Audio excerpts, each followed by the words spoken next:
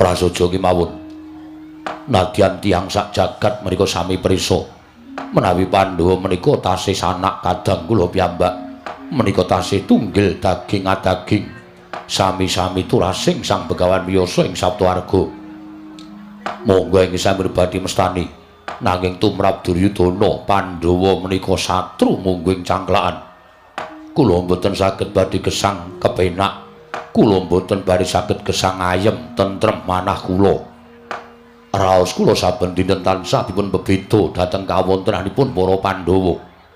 mila kula ambali atur kula sekawit kula mboten badhe saged tentrem kula mboten badhe saged ayem miwah kula mboten saged jenak anggen kula ngenyam kamukten negari Ngastina menawi Pandhawa tasih gesang wonten ing alam padang menawi Pandhawa tasih cetha pocapanipun